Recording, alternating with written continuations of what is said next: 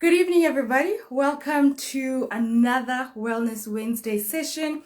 We are this evening in conversation with Phiona Martin. Please forgive me for the late start this Wednesday evening. But once again, good evening, everybody. Welcome to another Wellness Wednesday impactful conversation. We are tonight in conversation with Phiona Martin. The slow start or the delay in tonight's Wellness Wednesday conversation is because of ESCOM and the Gautrain and technical difficulties. So I do apologize for us being late, but I do thank you for joining us this evening. And our guest, as prompt as usual, about toxic bosses, toxic work environment. I've just, yes, I've something good. There we go. Good evening. Hi, good evening. How are you? I'm good, thanks. How are you? I was just apologizing on behalf of everybody, on behalf of myself, for being late because of circumstances beyond my control. But we're here. Let's start the discussion.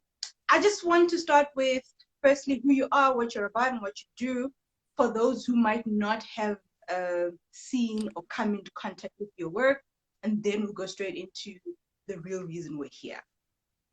Okay, thank you so much. So my name is Phiona Martin. I am an organizational psychologist, or also referred to as a work psychologist. And what that ultimately means is that we apply or we use psychology to solve workplace problems and issues, right? So organizational psychologists, you will find them, within various parts of the business, usually in the corporate space, solving various problems from culture, leadership development. I particularly work within the talent management space. So what that ultimately means is I help organizations to develop and manage their talent, right? And then I also do career coaching. So I'm also an executive and career coach. I run a practice where I help individuals navigate various aspects of their career. And, I'm also, I suppose, a content creator. I don't really identify myself as such, but I suppose I am. I do create and share a lot of content just in the career space on various platforms, because it really is my passion and my calling, just to help people navigate a lot of the unwritten rules, that we find as we try and, make a success of our careers. Yeah. Okay, so I would just like to first clarify something for those who are joining us on the live.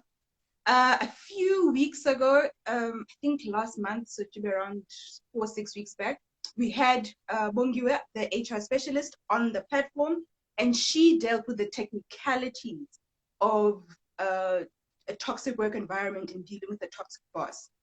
What Phiona will be dealing with today is more the mentality and the psychology of one, yourself, on how to cope and the things you need to do in terms of coping mechanisms, and two, maybe understanding what your boss is going through, or where their level of thinking is, and that sort of thing. So in the questions, please, let's focus more on the mental and emotional health stuff.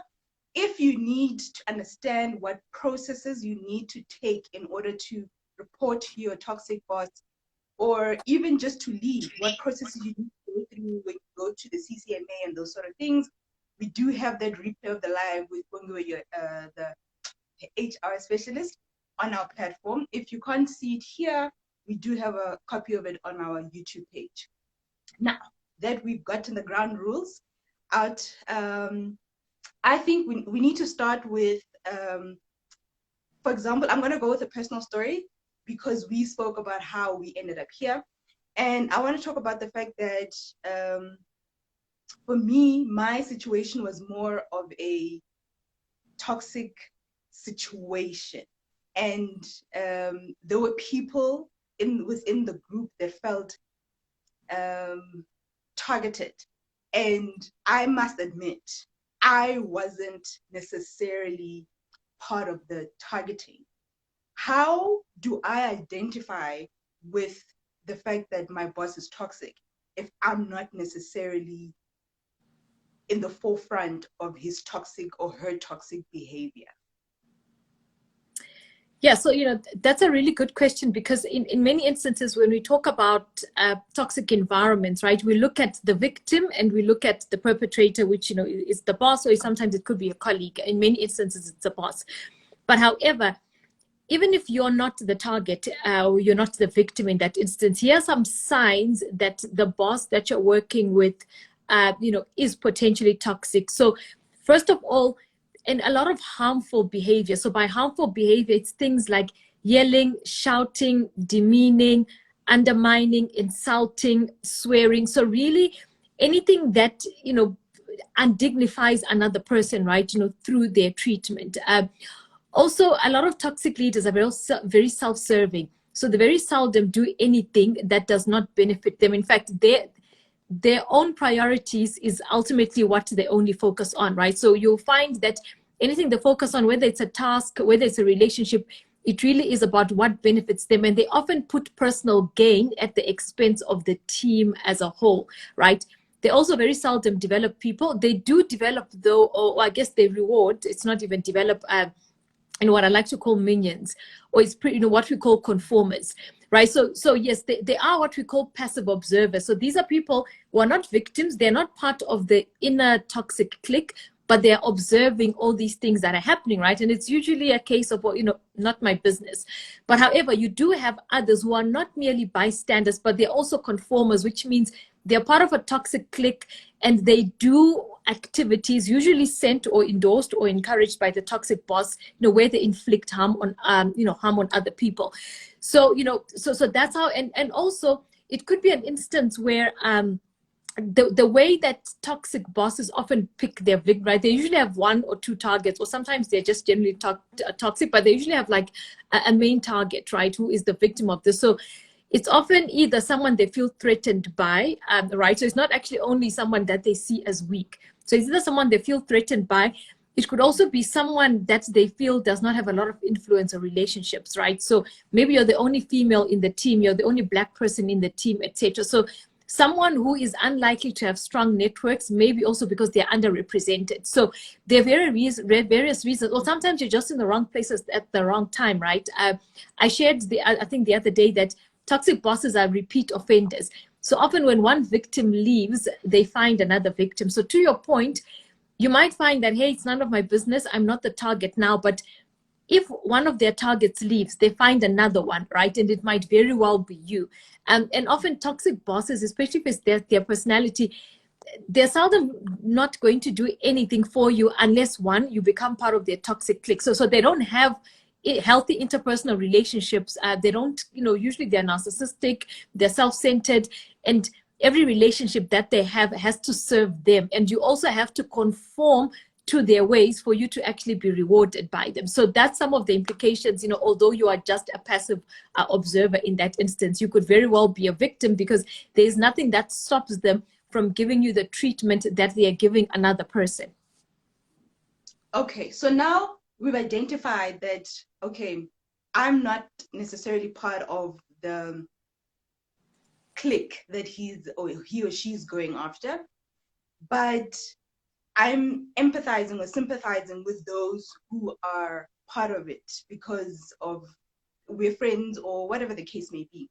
How do I then deal with my colleagues, for example, now turning against me because I'm not doing anything special, I'm not doing anything different from them, but for some reason they're just not targeting me? How do I emotionally cope with that sort of situation? Yeah, so I suppose, it sounds like from what you're saying, so that resentment, that how come we get yelled at and sworn at and we get, all this, we get targeted, we get victimized, yet it seems you're getting away scot-free, right? And as you said, not because you're part of a clique, because maybe your boss, you're just not their focus at that time. So usually I suppose there would be an element of guilt, right? Because, it's demoralizing. And it also affects us to see other people being mistreated, right? I mean, I can even think of some personal examples where I saw bullies in the workplace, like really mistreating other people. So it actually demoralizes you. and particularly where you do not see any consequences. So it could actually be that the victims have tried to report it, they've tried, to go to HR, and there are just no consequences. So, for you as yourself, and as you said, it might not be you, but the environment itself, is not one where you feel you can thrive, because you're observing, this, incivility that is happening towards your colleagues.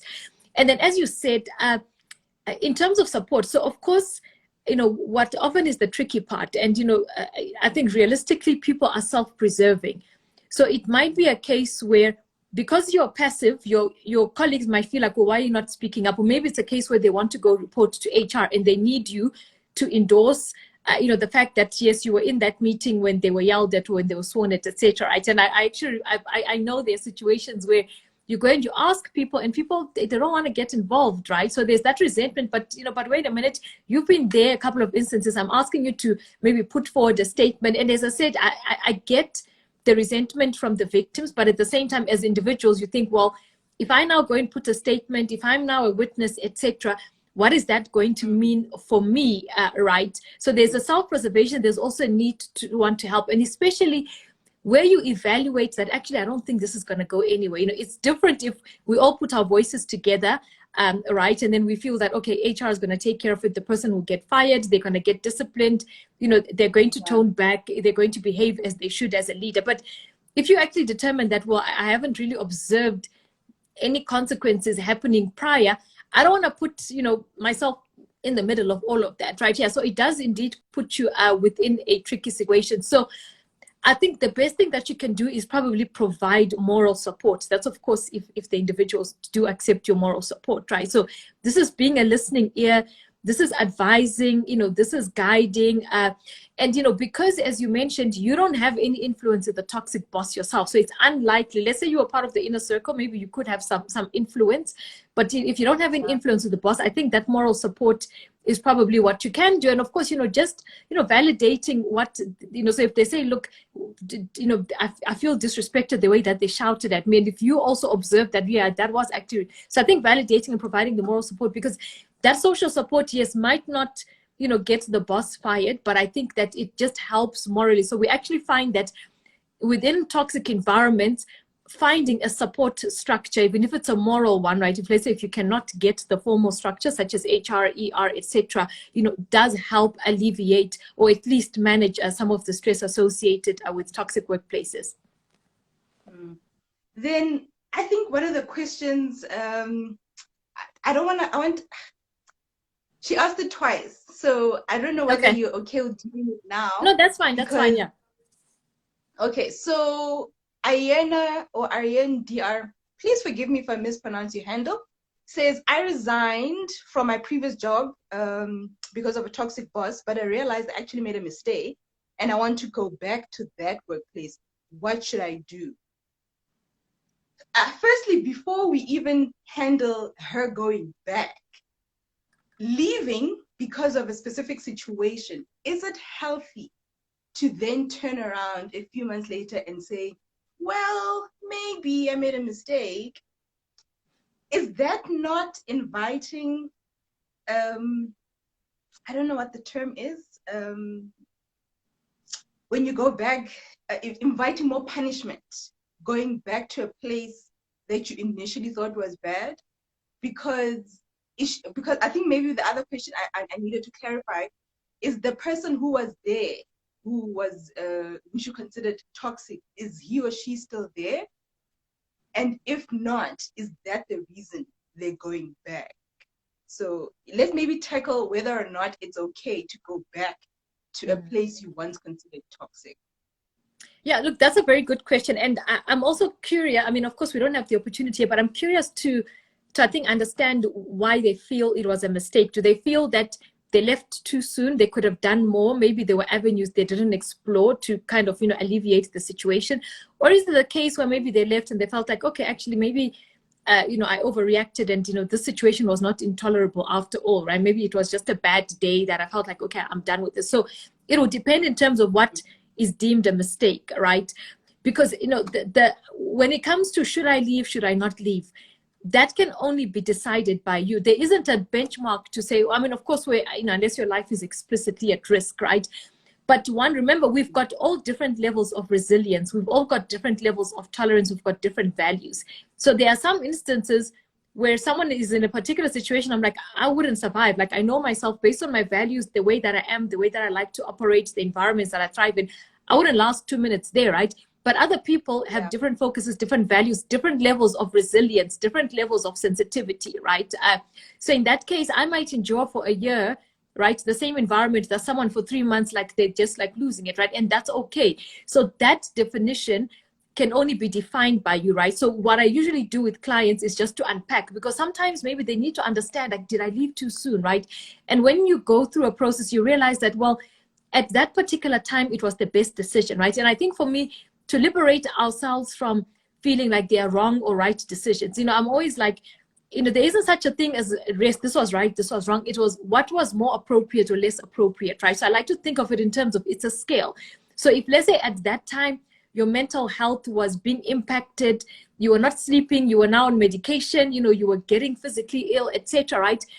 And that felt like the best reason, right? And maybe a few months later, you felt differently. I mean, I don't know how long after that you felt differently, but don't, I suppose, be so harsh on yourself, because maybe at that time it felt like the right reason, right? And then when you had the time to reflect, you realize, maybe I could have done this, I could have done that. So I think I would also ask the same question as you.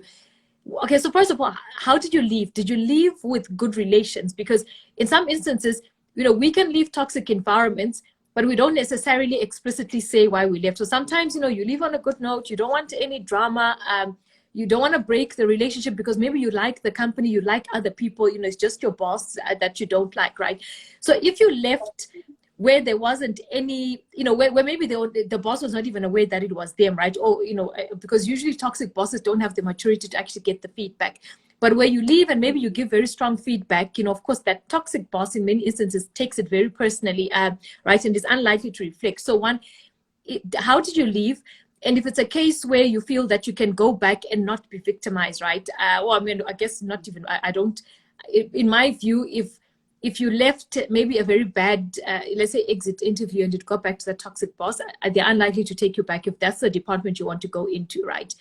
But however, let's say that you didn't tell them why you were leaving. Maybe you made another excuse, right? And they were not aware how you felt about them, right? My question is, what would be different now, right? Because if you go back and expect that maybe they've changed, maybe they're better, chances are, if no consequences were applied, no one reported, they don't just wake up and they change, right?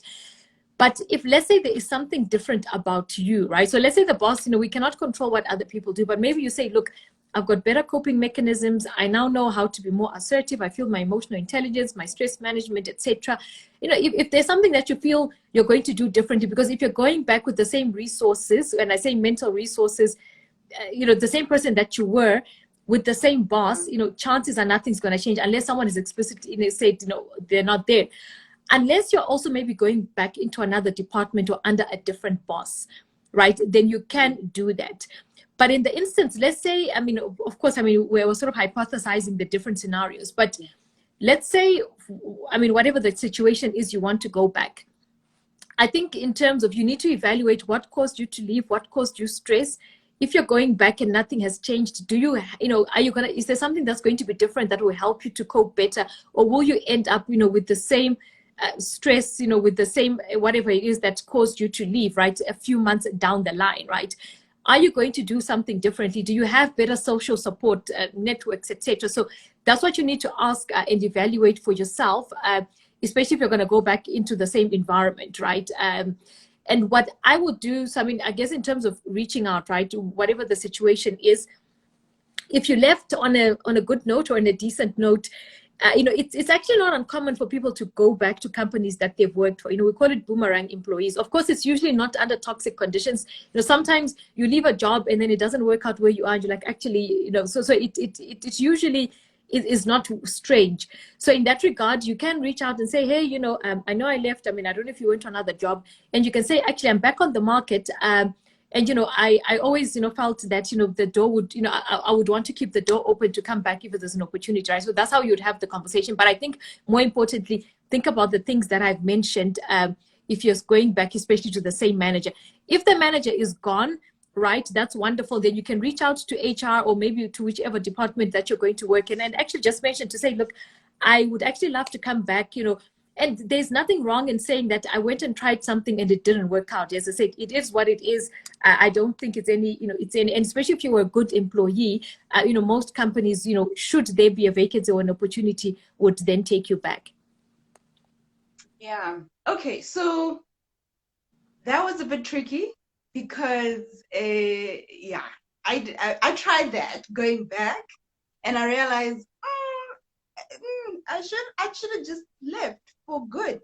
But because I left with the door a little bit open to say I am willing to come back if the situation changes, and okay, I kind of get that.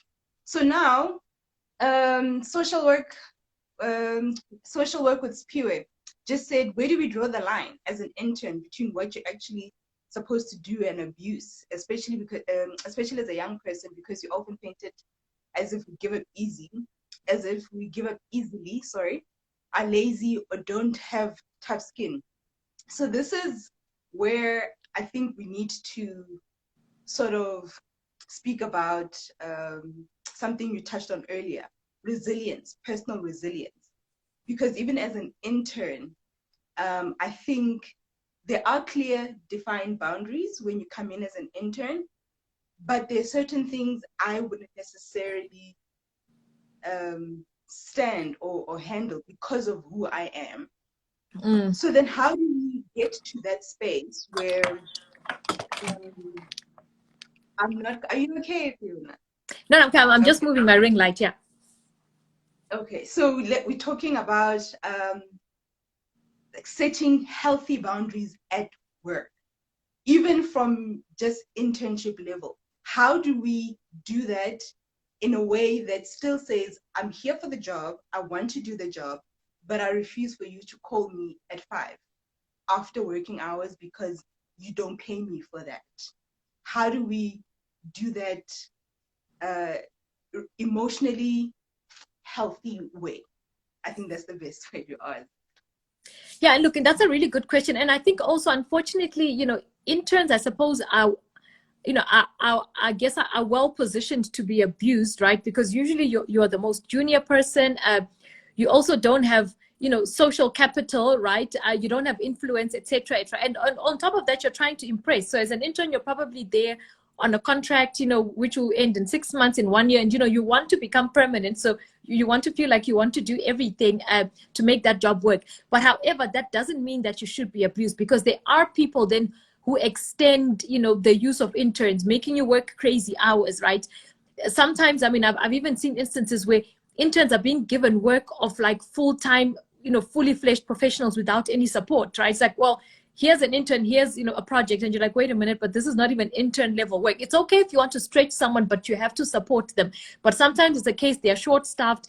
Now an intern is meant to do scope of work that they have no idea, and of course it leads to stress and burnout, because they're like, wait a minute, you know, and rightfully so, they don't have the skills. Or sometimes it's overusing them, as you said, knocking off at 9. I mean, I remember speaking to someone who was talking about an instance where interns were getting a very small amount, were working all sorts of hours. Then I think within the line of business, they were expected to call clients, etc., after hours, using their airtime data, things maybe as a professional you take for granted. But I mean, if someone is getting a very small stipend and now they must use their phone to do work stuff, they're not getting that.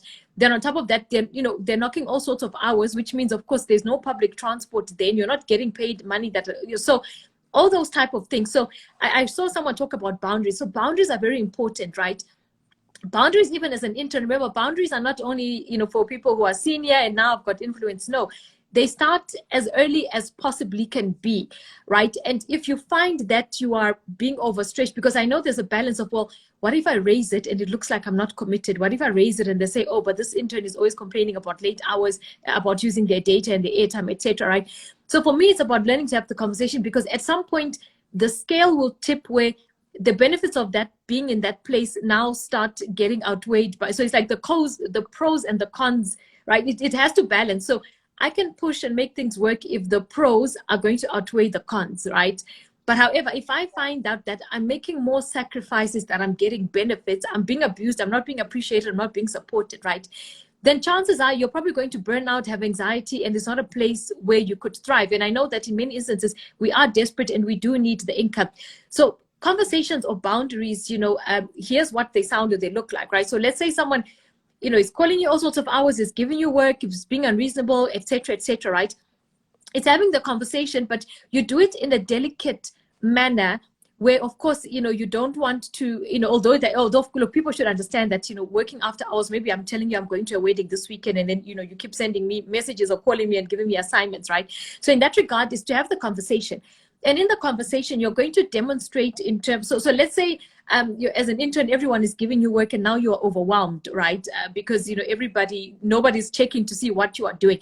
So in that regard, I would then sit with, in terms of, okay, these are my tasks. This is the time I have. This is the priority. These are the urgent ones, right? So if I'm sitting with my boss or whoever it is, I need to have the conversation is to say, hi, I'd like to chat to you just about the task that you've given me, right? Because I'm trying to think through a way to make it work, right? So you see the language. I'm not saying I don't want to do this because I'm going away for a wedding. Although there actually should be nothing wrong with you saying, excuse me, my sister is visiting me from another province. I want to spend the time with her, right? But of course, unfortunately, in the world of work, that is perceived as, something else, especially if you don't have an understanding boss, right? So one demonstrates the work that you have and the conversation that you're going to have in creating boundaries, right? And, be explicit to say, look, I've got these 3 projects that I need to do. I've tried to prioritize them in order of priority and, when it is due, when it's needed by the client, etc., right?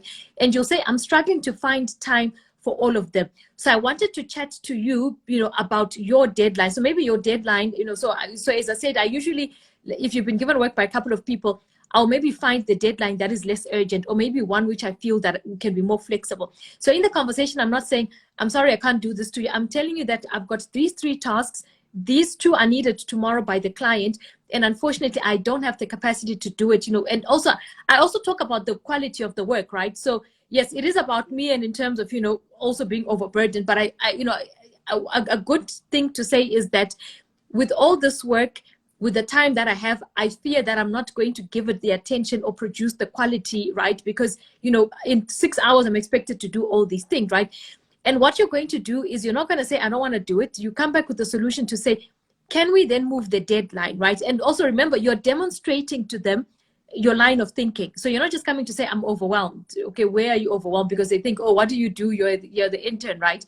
So demonstrating in terms of what your schedule looks like and being explicit to say, my sister is coming through this weekend. We're attending a wedding and, I haven't seen my family and that's something I want to take time to do, right? So I want to see how can we work. So even if, let's say, you don't necessarily have a solution at that time, your conversation in creating those boundaries is, I'm unable to do it this weekend. Can we see how we can make this work? Then you also force the person to come up with a solution. Say, okay, fine, maybe we can move the deadline slightly, etc. But get used to having those conversations, right? Because if you don't set those boundaries, people will push them until kingdom come. I can assure you that. I had a boss very early in my career who also didn't know boundaries. Fortunately, when I worked for him, the person before had alerted me to it. So at least it wasn't a slippery slope, because also the thing about boundaries and over impressing is, because initially you think it's a harmless thing. I want to over impress. I'm going to be doing everything, sending midnight emails, etc. Then you cannot stop, because now people are used to giving you work at 7 o'clock, etc. So be careful when you extend yourself, without creating the boundaries, because what's going to happen is it's going to become an expectation. So with that other boss of mine, if they message, because they had a tendency of messaging all sorts of hours, like with work-related stuff, I wouldn't actually respond.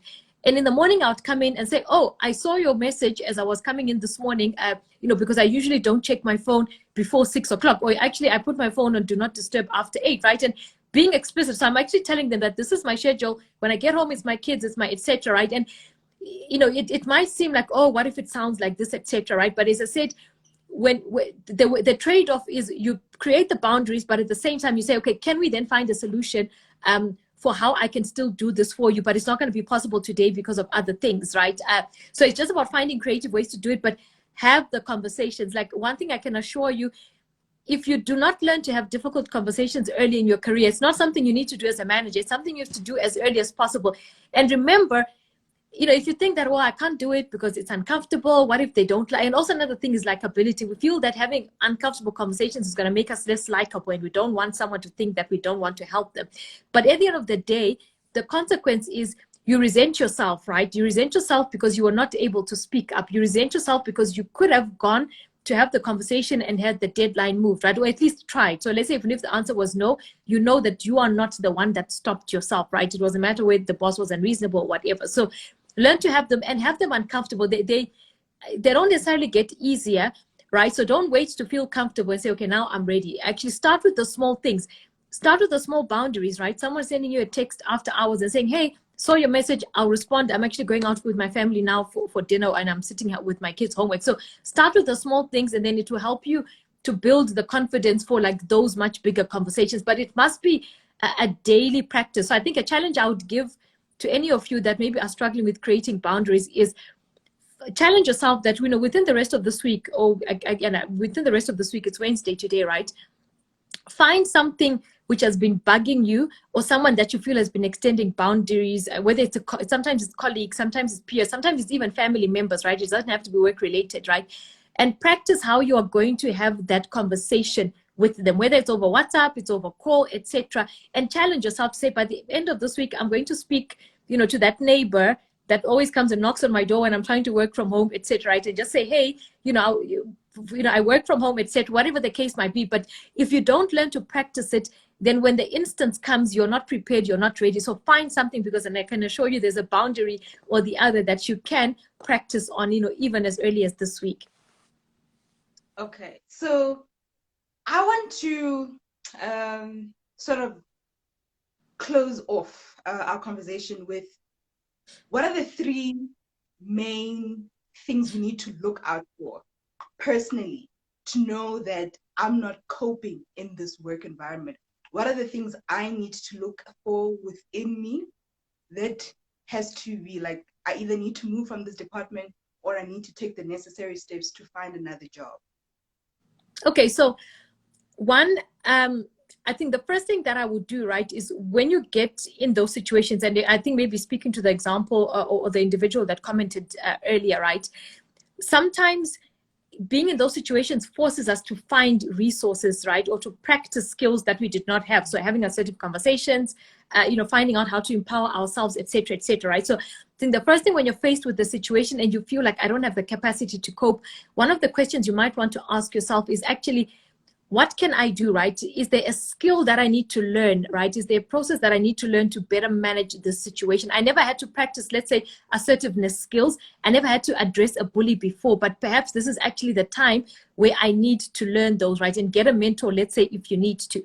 But for me, right, as I was mentioning, we all have different thresholds. But the indication that, things are not working well is, one, if you're finding more negatives than positives in that environment, right? Because remember, sometimes people endure because there's actually still a lot of that is still good about that workplace. But where usually if I sit with clients and we say, okay, tell me what is still good, what is still worthwhile sticking it out. Let's say you forced yourself to stick it out. What is it? And you really cannot think of anything, or maybe there's very few things, that you find positive, yet there's this multitude of like negatives, right? So in that instance, the pros then start outweighing, the cons start outweighing the pros. The second one is where you are struggling, your mental health is struggling. So your mental health means it's becoming more difficult to wake up in the morning. You are demoralized at work. Even the things that used to energize you, the things you used to look forward to, these things you used to enjoy, they mean nothing to you anymore, right? Waking up in the morning feels like, a sheep to the slaughter type of thing, because you literally, and a lot of people who are in toxic environments say, it's like they wake up and the energy just drains, from their body, just thinking about going into work, right? So if that is now starting to happen in perpetuity, because yes, sometimes we've got good and bad times at work. So if it happens sometimes, but you have some really good days in between, then maybe it's still manageable. But where every single day for quite a long period feels like just, you have no energy, you have no more endurance, often your mental health starts taking a toll. So anxiety, depression, right? Many instances, your family also starts to feel the impact. So everybody knows about your toxic boss. A lot of people are even telling you that, geez, you've changed, like you've got no energy. And in fact, that toxic environment becomes so central that it's all you can talk about. Even when you get home, you can't disengage, right? Because you're thinking about all the things your boss has done. You're thinking about the things they're going to do tomorrow. So when generally I think it starts also, bleeding into other aspects of your life, like your personal life, right? And there's just no enjoyment anymore because of this situation. In some instances, or in fact, in many instances where it becomes severe, it then turns, physiological, where you're actually getting anxiety attacks, panic attacks, blackouts. You're on anxiety medication, you're getting stress related, health related issues, because of that environment. So when now it starts to accumulate, it then might be time to ask yourself, is it worthwhile remaining here, right? And of course, the key, the critical thing for most of us, we cannot leave our jobs without a plan B, right? Very few people can just say, I'm out of here without a plan B. So what often happens is we're waiting, right, to get that other job or that other opportunity. And sometimes it takes like months, maybe even a year or more to come along, right? But I think once you realize that you're done with that place, it's time then to start focusing, whether it's on those applications, networking, putting yourself back in the market, right? So that you can be out of there sooner rather than later. And then I think one way that you can use to cope, while of course you're waiting on your plan B, is to be, so when you cannot manage the stressor or the aggressor, right? So the aggressor is that toxic boss, right? So when you cannot change them, HR has not come to help. There's absolutely no reprieve. Every day you're going there and being abused, right? What you then have to do, especially if it's beyond your control and you're unable to confront it for, let's say, whatever reason, maybe fear of further victimization, is to reframe how, so you have to manage your emotions, right, around it. So of course, the aggressor is not going to go away, but you manage your emotions in terms of, your coping mechanisms. And basically for me, I always say to people, you're not trying to endure for the sake of the toxic boss's right and you're wrong. For you, it's a matter of how do I survive and keep my sanity for the next couple of months until that other job comes along, right? That becomes your priority. So you are taking care of your mental health. And I often ask people to find ways, to find optimism in that environment, to have a support system, of course, people that they trust, right? So almost like to create pockets of optimism, as a way just to minimize the effects. So you're not going to remove the effects, if let's say the company is not dealing with the boss, but you want to minimize the harmful effects that it has on you, which is why managing your emotions around the issue then becomes the only thing within your control, so that you do not further deteriorate, and of course, hopefully sooner rather than later, you are able to then, leave that environment. Okay, so I've just gotten warning from my housemates that we're about to be in the dark. So I don't want to, because the UPS sometimes takes a little bit to kick in. Yeah. So just in case it goes dark, I just need you to know it's not my fault. It's just the situation it's in. So I think maybe a final thing would be, so now we've dealt with the three things: disengaging, learning to deal with my emotions, putting myself out there. If, for example, now I'm doing all of those things, and maybe there isn't a shift happening, or there's nothing happening, because I think where I used to work before, I had a colleague who left because she was like, I don't have another job. My family is going to hate me, but I'd rather be out on the streets than here. When that sort of mentality kicks in, I think for an individual, for argument's sake, how do I learn to not take what I did or what happened in my previous work into my new environment? So now, because we've talked about the toxic boss, we've talked about leaving, and now just to round and sort of like to conclude, because I think that is one thing I was struggling with, is letting go of the way things were now that I'm in a better situation. What are some of the steps that I can take now that I'm in a healthy environment, I'm in a place where they respect my boundaries, but I'm still holding on to the toxic environment or the toxic boss and how they used to work? What are some of the things I need to put into practice in order to be better in my new environment, in closing?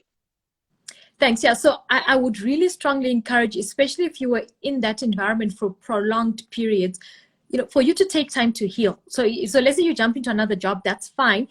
But mentally, because, it's like when you leave, I suppose, leaving an abusive relationship, right? If you leave today, the effects are not going to end today, right? Of course, there is some reprieve that you get from not being, with that aggressor anymore. But what's important is to realize that those feelings linger. So what we see a lot of times with toxic work environments is people's self-confidence, people's self-esteem, people's identity, sense of self-worth, etc. All that gets impacted, right? Even if you were previously a confident person before, you don't know who you are anymore by the time you leave that environment. And remember, toxic bosses, the whole ethos is to inflict harm, right? So to target you, to target your competence, to make you feel that you are worthless, telling everyone, that you're worthless, humiliating you, etc., degradation. So that stuff has an impact on you. So how then do you heal from that? So if you can afford a coach or like therapy, right, I would strongly encourage that, especially if the effects were quite deep-seated, and particularly for those individuals that end up on anxiety medication, etc., right? But, if let's say you don't necessarily, have access to coaching or therapy, etc., it's really by one, I think, forgiving yourself and realizing that people who are targets of bullies or toxic bosses, it's got nothing to do with you. In many instances, it's not that you did something or you didn't do something. You were there either at the wrong time, at the wrong place at the wrong time, in that you just happened to be there when the toxic boss was identifying the next victim. And remember, most toxic bosses have dysfunctional personality traits. So it is actually their dysfunction that causes them to treat other people this way. It's like when you deal with a narcissist, or let's say you're married or date a narcissist, right?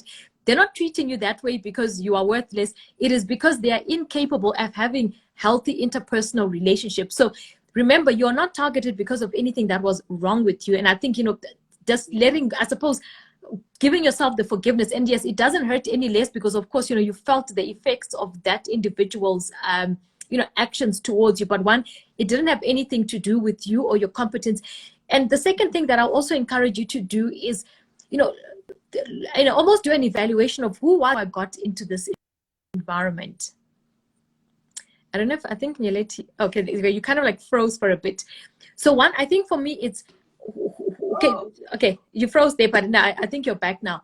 So I would do like an actual evaluation of, how do I feel about myself now, right? So almost like, lay it out there. So I feel worthless. I don't feel confident anymore. I'm unsure of the decisions I make, etc. So put it down in terms of document everything that you're feeling, of course, which is a result of that environment.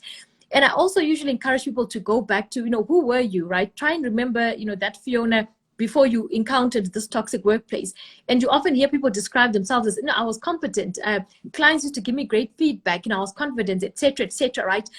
And then who do you want to be in this current environment? How do you want to show up, right? So if I want to show up confident, I want, to get my self-esteem back, etc., then you find ways and strategies to now become or to build those capabilities. So if it's a case of, I was confident, I'm not confident anymore, then it's what are some of the things that you can do now to build your confidence? And remember, don't put yourself under pressure to say it's going to happen overnight. It won't, right? If you lost your confidence over a significant time, maybe over a year under the toxic boss, it might take time to build it up again, right? But at least you have now the power and the control to say, well, what are the things I'm going to do to build my confidence? How am I going to learn to trust myself again?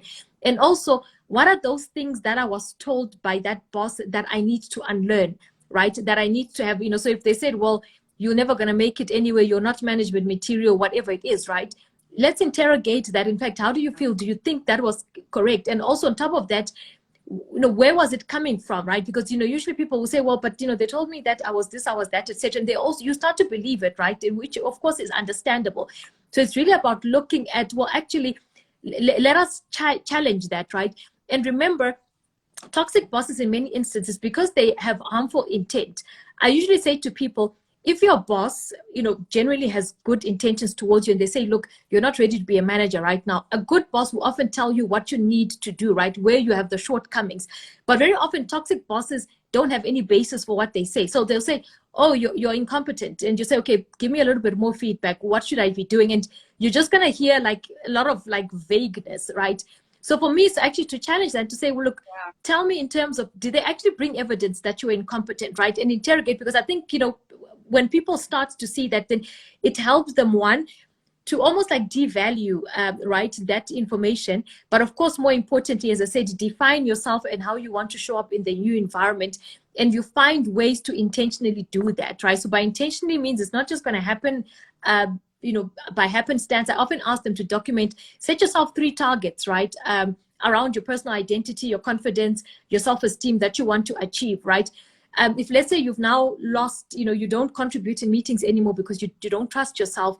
Well, let's find a meeting this week where you're going to say something, and regardless of whether it's a great idea or not a great idea, right? Start putting yourself out there, because exposing yourself to the things you fear often increases your mastery and your confidence. So now if you fear speaking, then go and let's expose you, of course, within incremental measures to those things that you're not confident in doing anymore. But I think for me, I guess in closing, is to say, you can rebuild yourself, right, with the right intention. You can take the time to unlearn what you heard, to redefine yourself, and to discard, not even to unlearn, to discard all those things, especially which were not coming from a genuine place, which were not coming from a place to build you up, right? And of course, as I said, where you need therapy, I would strongly encourage it.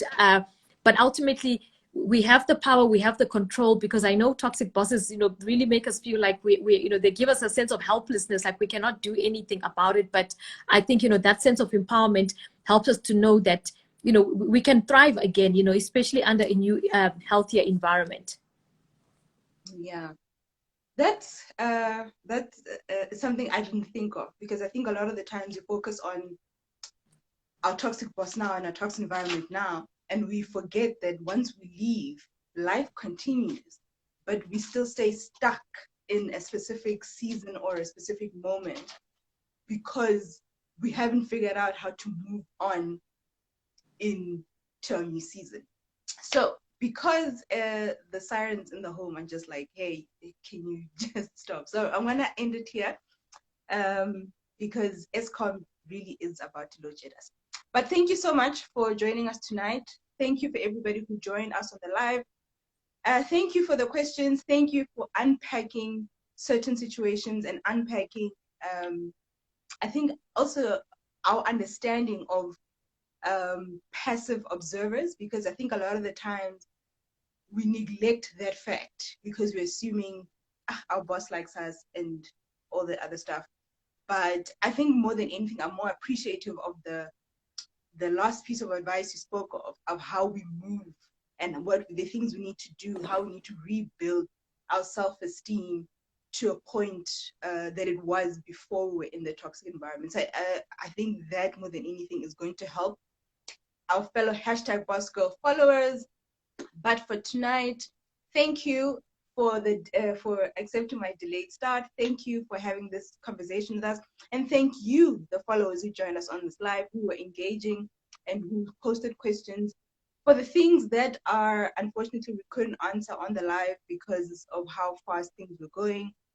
I'm going to leave her handle when I repost this later on. So please just DM her and ask. But if you really do need more intensive work, she does do that on a more personal, one-on-one sort of basis. But that is, those are discussions you can have outside of this live. But for tonight, thank you so much for joining us. And thank you so much for withstanding load shedding to come onto the platform. Please do enjoy the rest of your evening. We shall continue our Wellness Wednesdays, Impactful Conversations, next week, Wednesday, when we talk a different facet of the HR system at work. Enjoy your evening, everybody. Good night. Thank you and bye. Thank you.